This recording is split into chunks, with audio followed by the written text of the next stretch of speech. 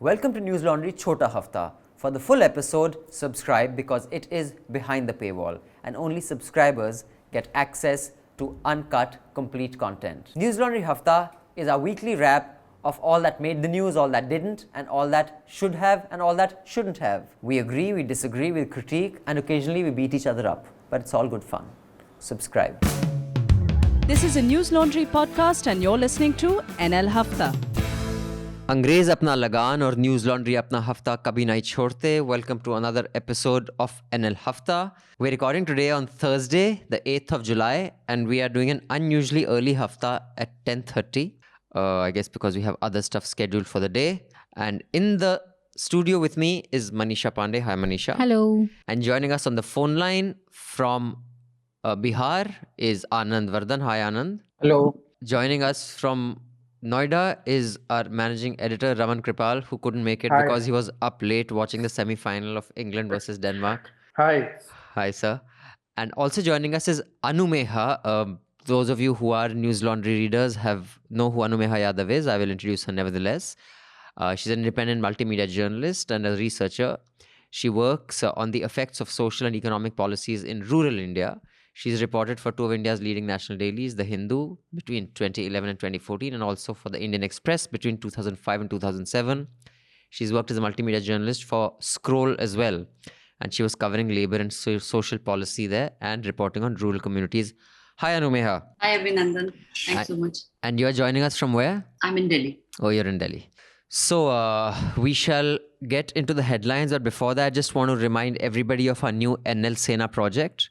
It's called Plunder of the Aravalis. Thank you so much, those of you who do subscribe and pay to keep news free and keep journalism alive, for helping us sustain completely devoid of ads. Now we're in our 10th year. And you have contributed very generously to our many NL Sena projects. This is one more. Aravalis is a range just near Delhi NCR. And it has, for successive governments and successive industrialists, everyone has plundered the Aravalis for material gain. It is a real estate pudding waiting for someone to jump in and completely destroy it. And time and again, something comes up and they're protected. Sometimes one loses and a lot of construction is made. Then the Supreme Court orders demolition of all that is constructed. So we're going to be doing a series of the plunder of the Aravalis. It's the oldest mountain system also, no? That's what geography mein sikhaya tha.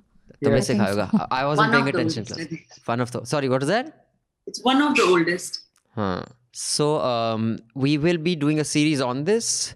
So do contribute. Go to newslaundry.com, click on NL Sena so that we can do a really robust and thorough job of how this ecosystem has been misused. It is a political story. It is a story of economics and real estate, and it is an environmental story. It is important for a variety of reasons. So please do contribute and make this happen. Yes, Manisha, let's get into the headlines and then we have lots to discuss. Yeah, very newsy week. As many as 43 leaders took oath as part of cabinet expansion of the Narendra Modi-led government. That made a lot of news. The union government has created a new portfolio called the Ministry of Cooperation. The official statement by Cabinet Secretariat says that this ministry will provide a separate administrative, legal and policy framework for strengthening the cooperative movement in the country. Amit Shah will be heading it along with Home Ministry. There have been some high-profile resignations also that no one saw coming, despite claiming exclusive and breaking. Ravi Shankar Prasad, Ramesh Pokhriyal, Harshvardhan, the health minister, has also been given the boot, as Navika said. It's so horrific, all these anchors. Just knives were out yesterday. All of them were like, he couldn't handle the COVID wave and he couldn't do this and that. And so now he's been shown the door. PM is so great. But the only one whose resignation had self-pity was Babul Supriyo, that I have been asked to resign. Prakash Javadekar, also Environment Minister, was also let go. Asked to resign or joined the party for work. Tribal rights activist Stan Swamy died at the age of 84. He was undergoing treatment at the Holy Family Hospital in Mumbai after his health condition had deteriorated in May. He's been in jail for the Bhima Koregaon case, which we can discuss more in detail. And he'd suffered from Parkinson's disease and was on ventilator support. And he was denied bail several times. He'd also predicted that he'd probably die in jail. Disturbed at Stan Swamy's death, UN rights body repeats plea for release of political prisoners.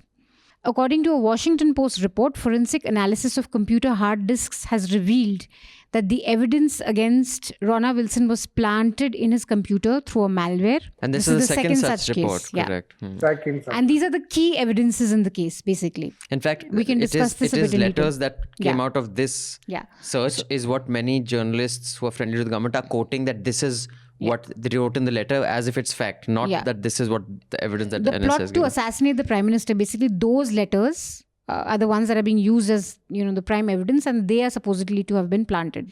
Global media watchdog Reporters Sans Frontières has named Prime Minister Narendra Modi in its list of 37 heads of states labeled as press freedom predators. In case you're wondering Very how harsh. Manisha gets the pronunciation of Reporter Sans Frontier correct, and I have a Punjabi pronunciation, you'll be happy to know that Manisha has studied French at a very I advanced also level. So she spoke keeps. French, and I also worked with the Alliance Française. Arre wah. Okay. Veteran actor Dilip Kumar died at the age of 98. Protesting farmers have announced that they will stage demonstrations every day outside the parliament against the 3 new farm laws during the monsoon session.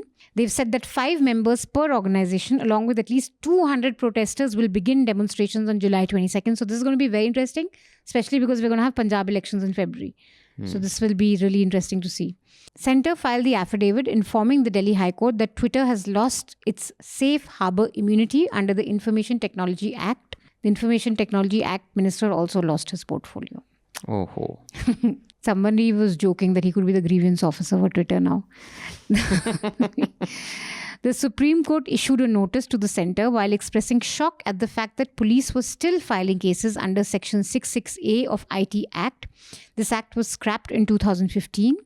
The Apex Court has also directed the centre to file a counter affidavit in the case. Uttarakhand Chief Minister Tirath Singh Rawat resigned after about 3 months in the job. Pushkar Singh Dhami is the new CM of Uttarakhand. Uttarakhand also goes to elections next February. The Jammu and Kashmir police has served a show cause notice to the news platform The Wire. They've asked its editor-in-chief to explain in a week's time why action should not be taken against the platform for allegedly misrepresenting facts and what the police describes as circulating concocted stories. And the report was basically on shootings that had happened in Jammu and Kashmir. Yeah. It was on the death of SPO's killing and an alleged encounter. The police hasn't specifically said what is. Yeah, they've said the whole thing is concocted. I mean, they haven't said this fact is concocted on that fact. They've just said generally that it's I have concocted. not read. I'll have to read in detail, but that's the basics of it. Meanwhile, journalist Deep Srivastav from News 18 has filed a defamation complaint against our very own Nidhi Suresh, and the police has very actively filed an FIR on this.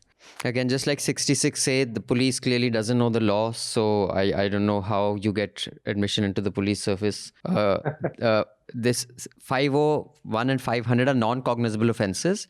And an FIR can only be filed after a magistrate has heard both sides. And a magistrate can order an FIR. Here, police filed an FIR.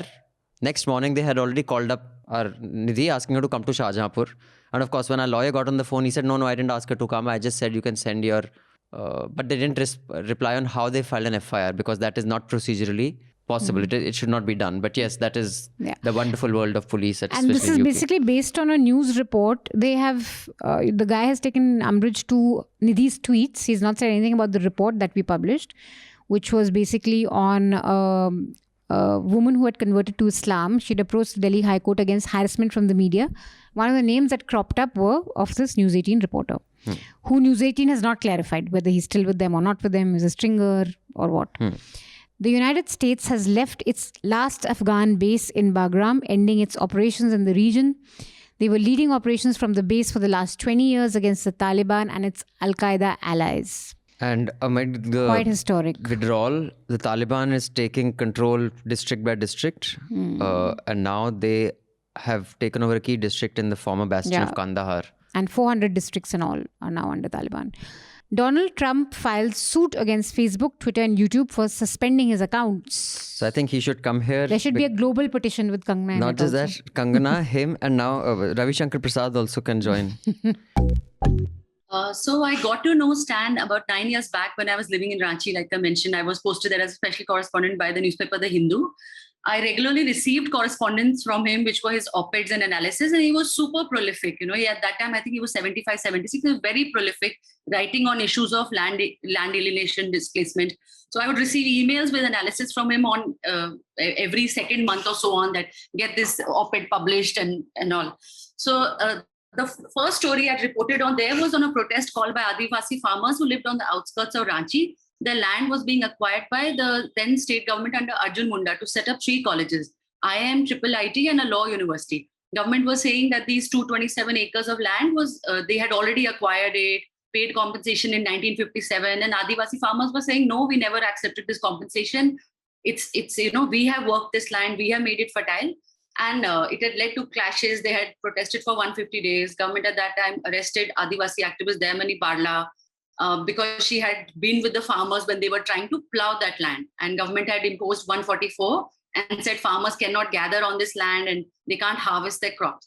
So one of the first discussions I had with Stan was on this issue. He had analyzed how government is violating the law. He was arguing that these are some of the poorest farmers in this country who are being forced to give up fertile agricultural land. This is being done in a state, Jharkhand, which has specially been created for, so, it's been said that it will be for tribal interests. The state has laws which give special tenancy rights to tribal farmers. And all this was being done to these farmers to set up elite colleges, which these families' children will not be able to access. And paramilitaries were being used to enforce it. Eventually, IIM and Triple IT sought alternate land, but Law University became petitioners. They argued against the farmers. And now, ironically, their university has been set up on forced displacement of these farmers. So this is just one example of the issues he wrote on. And throughout, the entire time I was there, he was writing on, he would question why isn't the state implementing laws like Forest Rights Act or laws like PESA, which recognize the role of Gram Sabha. And he had understood, because of spending time, he had understood, and he was advocating that the Adivasis already have a system of respecting ecology. They have self-governing institutions. The constitution recognizes this. So why isn't the state enforcing this? In fact, he would argue that the state is treating Jharkhand as an internal colony, extracting its resources while leaving very little for its poorest residents. So, and he also, I think between 2013 and 16, he focused a lot of his attention on what's happening with Adivasi youth. That, on one hand, you're not providing either medical or educational facilities. Then you go and say, we want this land because it has this mineral or this forest, or this connects to this lies between 2 mines and so on. And if they argue that we don't want to give it, where would we go? Jharkhand has a history of like almost 12 to 15 lakh people being displaced after independence for large projects. So if youth now are starting to say we don't want to move out or we don't want to give up this land, we all argued a lot about the migrant farmers crisis and so on the first time COVID occurred. But this is what is at what happens back home. That this is all the small patch of land they have, or it sustains them for at least 6 to 7 months of the year, and then they come to cities and work. But what they have back home is at least a little bit of capital or a little bit of their own land, or it sustains them, and they are subsistence farmers. So, but when they ask any questions, they are portrayed as militants or terrorists, or they are leaders. They are being leaders of their community, or and then their dissent is suppressed. Covered means, it wasn't covered at all by the mainstream media. I give it to that there was when he died, it was a front page, first headline. But apart from that, in the newspapers, but TV media hardly picked it up. It wasn't a news for them.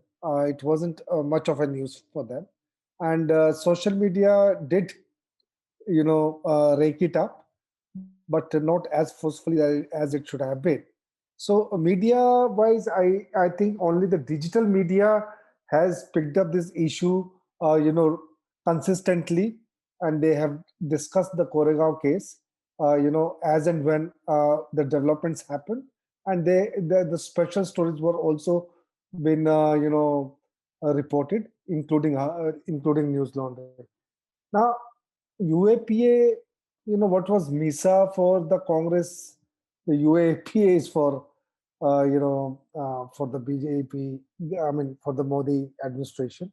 So, and I don't see this going out, because all these all the governments, whichever party it is, they need something, to control the criticism, and it has largely been abused. I mean, it has. I do not. I cannot count, even 5 to 10 cases where UAPA was rightly, invoked. You see, I mean, all these cases, whether Kapan, that journalist, or the Koregaon case where the 16 guys, has any one of them distributed weapons to wage a war against the country? Have any one of them physically committed a murder or even attacked someone? No, nothing of that sort. I mean, what has been found? Some piddly, email which is accusing Modi of something, or maybe they want to, or a book on their bookshelf. or a book on their yes, bookshelf, and that also, has come out, by one investigating agency, that it has been implanted through a malware. Yes. And the UAPA, this is the only allegation in the charge sheet. So when such a huge fact has been brought out by a renowned international agency, I mean, it's a duty of a court to take superb note of it and immediately issue a notice on the government and ask their response. Nothing of that sort has happened. All that has been done, it has been ensured that no state government is able to influence this case. So it has been handed over to the NIA.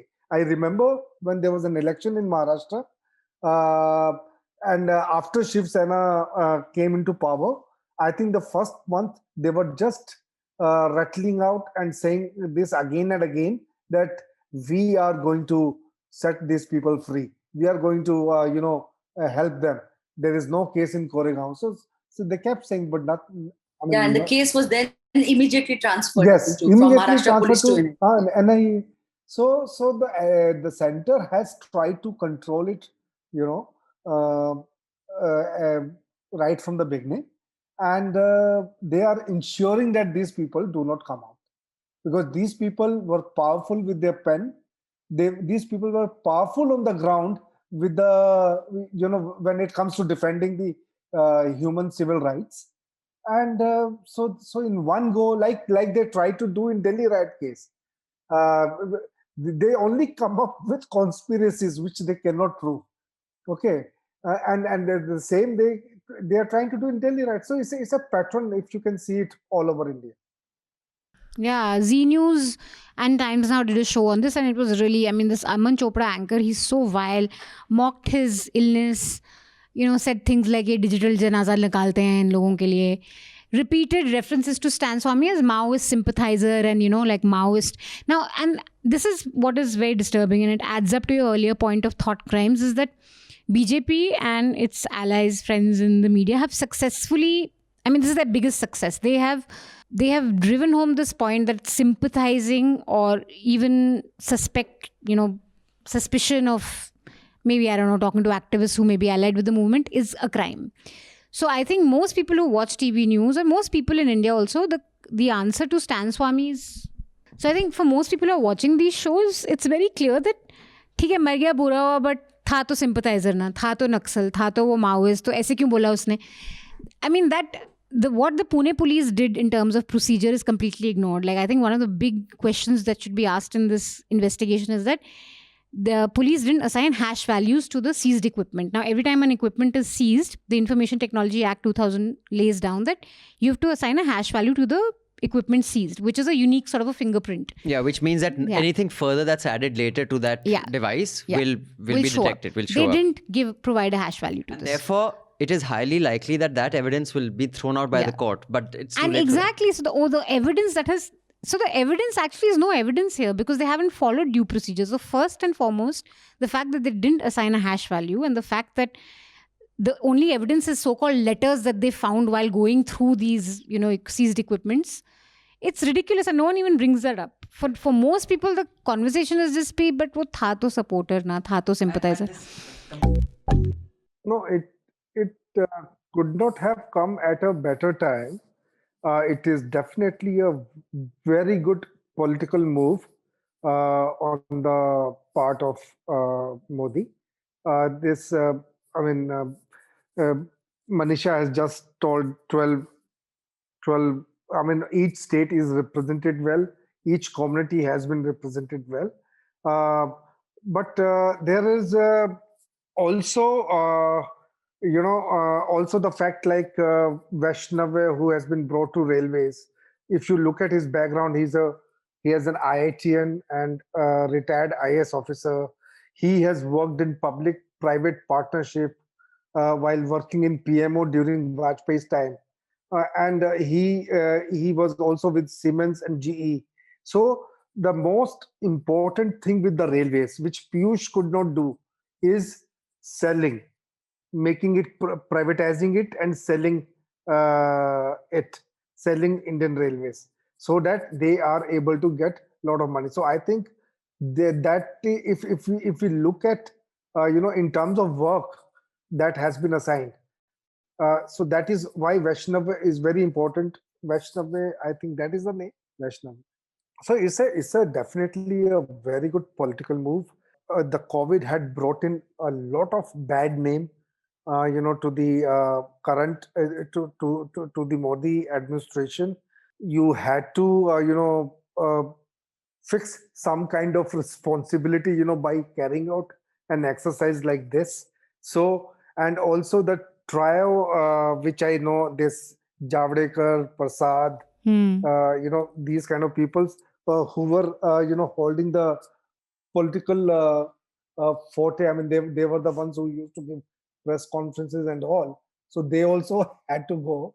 And I think this kind of exercise also bring in balance, because the people who are in waiting, there are many talented people within the party, in parliament. So they are also, in the waiting. So if they are also brought in on forefront, I think it's you can manage people very well, you can manage the political party very well, and you can also send a message to the people to see that I have brought in changes. There's some mistakes have happened. Okay, we and this is the way we acknowledge it, and we will now bring it a new India. So new India, the concept of new India, the new that Nara na kya, what is that Nara? Apna Bharat or Sampann Bharat. हाँ, संपन्न भारत, संपूर्ण भारत, हाँ, जो भी, हाँ, हाँ. So that will now become the talking point. But I would say that in this government, we see that the PMO is governing everything. Okay, I would like to see when these new ministers come in, how many of the secretaries, are replaced. Whether their own private secretary, they will have the independence of having appointing their own private secretaries. So that is something that I want to look at. If those, that's in fact a story where the ministers change, but the bureaucracy associated with those ministers did not change at all. So the PMO will continue to, keep its iron hand stronghold on these ministries. So I feel sad for Harshvardhan. I mean, that person, poor guy. I mean, he when the COVID hit us in 2020, initially he was the most vocal person. He was coming up with the press conference every day. So all of a sudden, after a week, we see that he is completely out of. Now that's the thing, because I think that at least the Modi and Shah that I have understood from people in how they worked in Gujarat, and even after they come here, it's making a deal with them is not khatre se khali. Once you've executed your side of the bargain, whether they want to execute their side or not is completely up to them. Right. And there are specific cases of people in the police force, in the administrative service, who have burned their fingers trying to think that they can make that kind of deal. So I really don't think there was any political price for them to pay if they had even kicked this can down the road, because making him a cabinet minister cannot be without pissing off many of their own people. Like this guy, he takes his whole Maharaja status very seriously. He is this whole Bhai Bhatijavad. I mean, Jyotiraditya Scindia has no other qualification other than being his father's son. And, that entire royalty of Madhya Pradesh. And it goes completely against the BJP the whole ethos. BJP's nationalism. The Scindias historically have always sided with those in power, even at the cost of, denying Jhansi Ki Rani a safe passage. So clearly there is a price to pay to give him a cabinet berth while they piss off people who are their own. Now for them to do it means that this is a new Modi Shah who understand that in politics you have to also give your side of the bargain. Because had they said, go to hell, what is he going to do? He's going to make Shivraj government collapse and make Kamal Nath again. I mean, seriously, the public would shun him.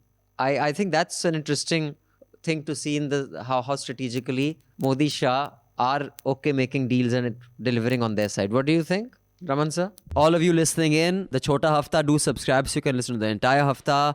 We will see you again next week with the Hafta. Till then, subscribe, pay to keep news free, because when the public pays, the public is served. When advertisers pay, advertisers are served. Thank you. Goodbye. All the News Laundry podcasts are available on Stitcher, iTunes, and any other podcast platform. Please subscribe to News Laundry. Help us keep news independent. To catch all our podcasts on news, pop culture, current affairs and sport, visit newslaundry.com. Follow us on Facebook, Twitter and Instagram, and subscribe to our YouTube channel. Sun liya Afrika, mufat khoro. Not to brag or anything, but News Laundry Hafta features in the top 50 in the world on SoundCloud in the news and politics category for podcasts. So do subscribe and see what you're missing, because when the public pays, the public is served. When advertisers pay, advertisers are served. Subscribe, help keep news independent and free. All News Laundry podcasts are available on iTunes and Stitcher and any other podcast platform.